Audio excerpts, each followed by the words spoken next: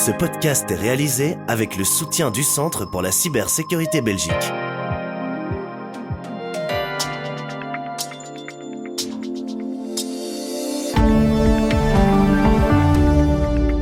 Ravi que vous écoutiez Z sur 7, votre podcast quotidien. Nous sommes le mardi 10 décembre. Et votre podcast aujourd'hui est animé par Anne Marchand. Bonjour à tous et à toutes. Aujourd'hui, dans votre épisode Z sur 7, le nombre de réservations Airbnb a augmenté de 17%. Le fisc se concentre sur les propriétaires d'appartements qui louent leurs biens et qui ne sont pas en ordre dans leur déclaration fiscale.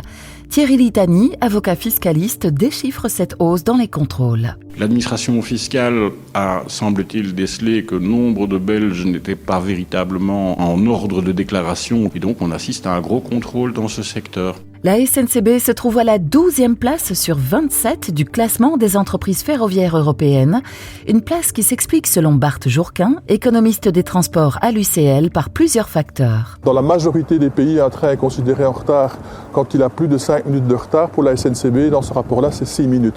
Restez à l'écoute pour votre plein d'analyse économique. Z sur 7 à la une.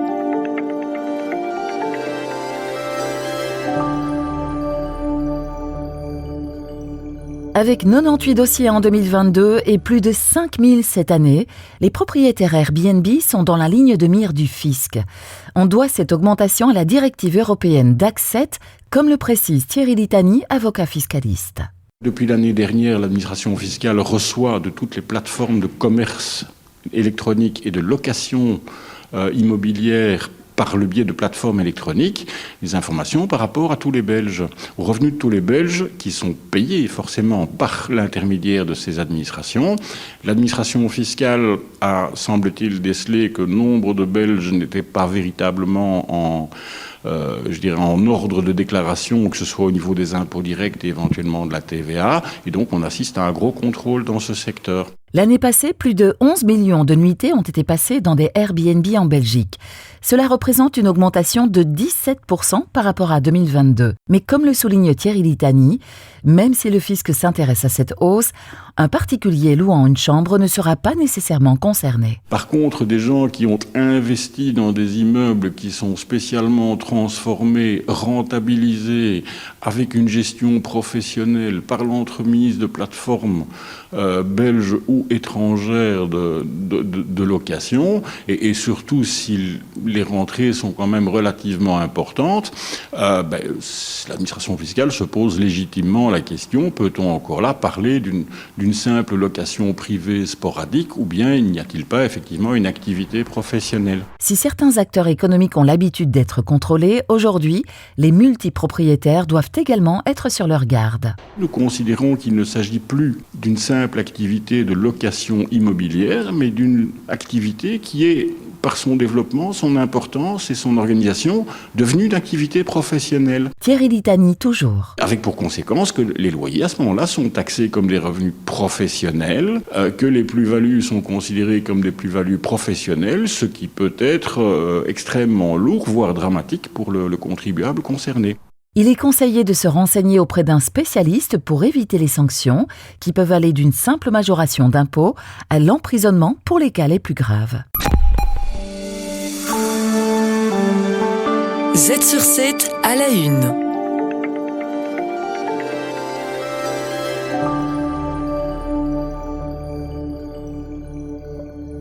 Les sociétés de leasing sont inquiètes. Les premières voitures de sociétés électriques arrivent en fin de contrat, mais les voitures électriques de seconde main ne représentent que 5% du marché global de l'occasion. Stein Blankart, directeur général de Renta, en explique les raisons. Le véhicule électrique d'occasion, c'est en premier lieu un véhicule qui devra être vendu à un particulier. Et ces particuliers aujourd'hui ne sont pas demandeurs de véhicules électriques. Et ce, dû au fait, qu'ils n'ont pas encore la confiance dans l'état des batteries, et deux, que les véhicules sont encore trop chers pour eux pour le moment. En conséquence, les prix des voitures chutent et le business model est menacé. Pour Renta et son directeur général, 2 options s'offrent à eux. La première, c'est d'augmenter le prix. La location deviendra plus chère parce que la valeur résiduelle est plus basse, quelque chose qu'il faudrait naturellement essayer d'éviter. Le deuxième, pour éviter que le prix soit plus haut, c'est de prolonger le contrat.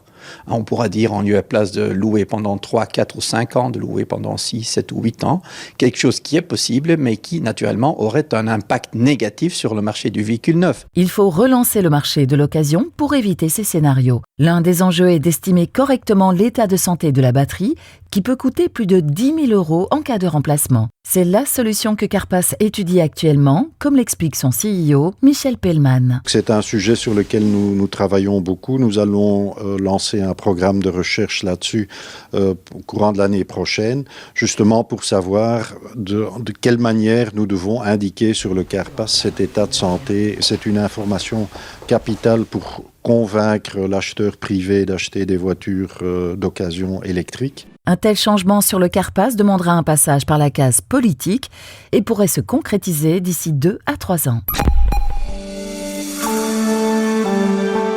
Z sur 7 à la une.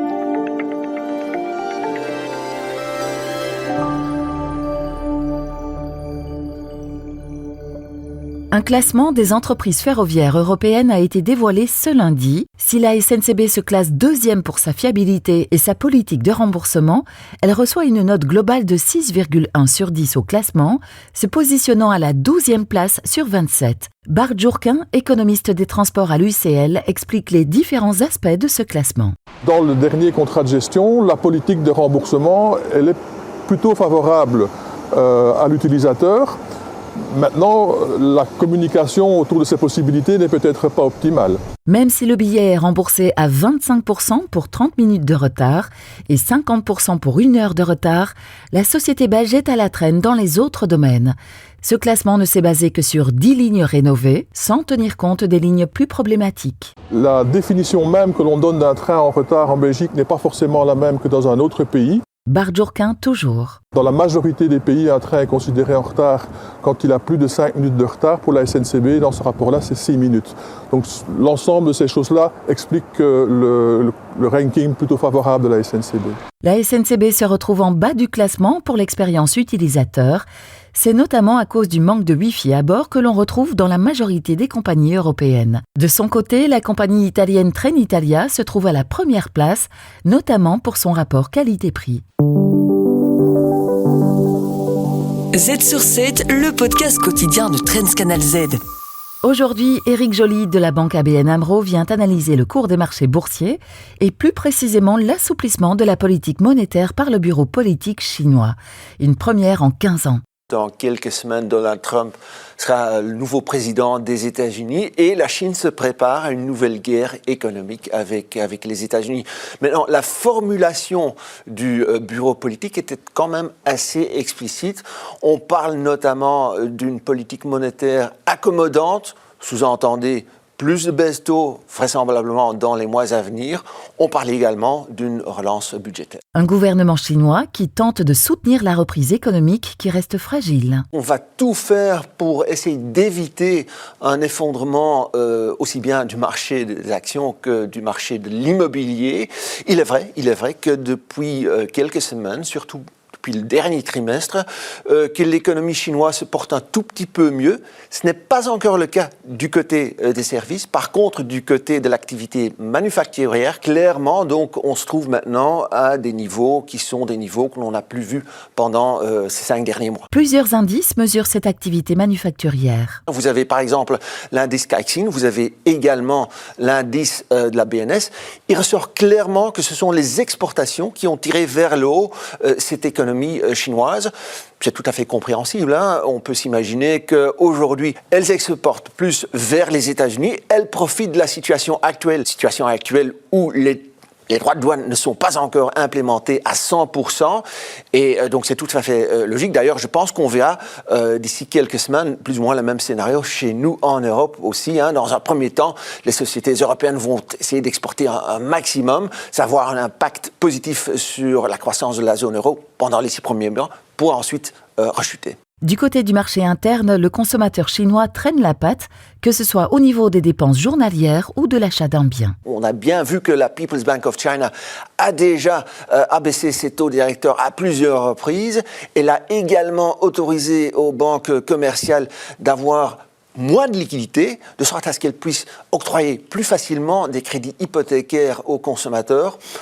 en vain. On constate aujourd'hui que c'est toujours les autorités locales qui achètent quand même pas mal d'immobilier existant justement pour diminuer cette offre sur le marché. Cette annonce a eu un impact positif sur le marché, avec plusieurs augmentations, notamment sur les marchés australiens et néo-zélandais, mais également sur les entreprises chinoises cotées sur New York.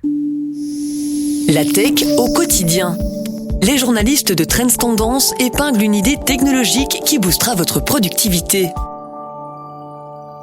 Pour terminer cet épisode, Christophe Charlot, responsable tech chez Trends Tendance, revient sur la dernière offre d'OpenAI, l'abonnement ChatGPT Pro proposé à plus de $200 par mois. 3 questions, 3 réponses pour tout comprendre. Pour commencer, pourquoi OpenAI lance-t-il un abonnement à $200 par mois ? Alors, OpenAI a conçu cet abonnement premium pour des utilisateurs vraiment intensifs, professionnels intensifs. L'objectif, c'est de fournir une solution beaucoup plus performante, sans limitation, pour ceux qui utilisent en fait ChatGPT de manière très poussée, des secteurs comme le service client, la recherche, le développement de logiciels, voilà, qui peuvent, grâce à des capacités avancées, doper encore un peu plus leur productivité, notamment dans des interactions vocales et autres. Voilà, c'est pour répondre à cette tendance-là. Ensuite, il faut noter le prix de cet abonnement. Quelles sont les fonctionnalités qui le justifient ? Alors, c'est vrai que $200 par mois, c'est beaucoup plus élevé. L'abonnement ChatGPT Pro offre en fait tout simplement un accès illimité aux capacités de ChatGPT, à GPT-4, le modèle GPT-4 ou le modèle GPT 3.5, pardon.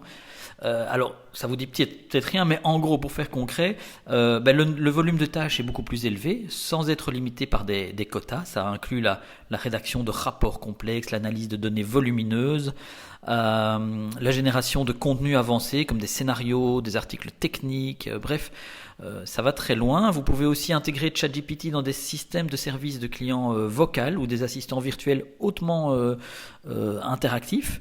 Vous pouvez créer des assistants sur mesure adaptés à des cas d'usage bien spécifiques. Et puis il y a une profondeur et une précision qui sont sans commune mesure avec les versions plus limitatives. Et là, ça séduira plutôt les secteurs juridiques ou médicaux, parce que GPT-4 Pro va pouvoir fournir des analyses vraiment détaillées avec une meilleure compréhension de subtilité, de contexte, ce qu'on a parfois tendance à critiquer sur la version, on va dire, moins chère, payante mais moins chère, et certainement la gratuite. Et pour finir, cette offre est-elle vraiment adaptée à toutes les entreprises ? Clairement, c'est pas adapté à tout le monde. C'est-à-dire que déjà des indépendants ou des petites entreprises vont pas avoir besoin de ce genre de fonctionnalité-là. À $200 par mois, cette offre, ça peut quand même être une certaine barrière. Voilà, il faut pouvoir en absorber le coût. Par contre, c'est vrai que le gain en efficacité et en qualité seront quand même significatifs. Maintenant, la grande question, ce sera de voir what's in it for me pour la plupart des entreprises ou des professionnels, c'est de savoir si ce coût pourra être absorbé par le gain que ChatGPT va permettre de faire. Mais pour ça, il faudra forcément qu'ils puissent tester cette nouvelle offre. Merci à tous et à toutes d'avoir écouté cet épisode de Z sur 7. On se retrouve demain pour un nouvel épisode avec en prime l'analyse de Peter de Keyser sur l'indépendance de la Réserve fédérale américaine. En attendant, restez à l'écoute de l'astuce en cybersécurité de la CCB sur les attaques DDoS. Z sur 7, le podcast quotidien de Trends Canal Z.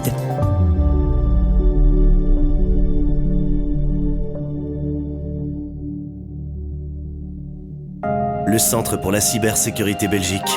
Œuvrons ensemble à un avenir plus sûr dans le domaine de la cybersécurité. Aujourd'hui, je vais vous parler des attaques DDoS. Une attaque DDoS est une cyberattaque qui consiste à envoyer un volume important de trafic vers les serveurs de votre organisation afin de les surcharger. Cela rend vos sites web et vos systèmes inaccessibles aux clients, ce qui peut nuire à votre réputation et entraîner des pertes de chiffre d'affaires. Supposons que vous soyez le CEO d'une entreprise de e-commerce. Soudain, votre boutique en ligne tombe en panne à la suite d'une attaque DDoS le jour du Black Friday, le jour de vente le plus important de l'année. Vos clients ne peuvent plus commander, ce qui entraîne une perte de chiffre d'affaires et de confiance. Comment protéger votre entreprise d'une attaque DDoS ? Travaillez avec un hébergeur web qui offre une protection contre les attaques DDoS. Préparez un plan d'urgence pour que votre équipe sache comment réagir Enfin, effectuez régulièrement un test de résistance de votre infrastructure. Vous trouverez plus d'informations sur notre site web atwork.cephoneweb.be. Le Centre pour la cybersécurité Belgique. Œuvrons ensemble à un avenir plus sûr dans le domaine de la cybersécurité.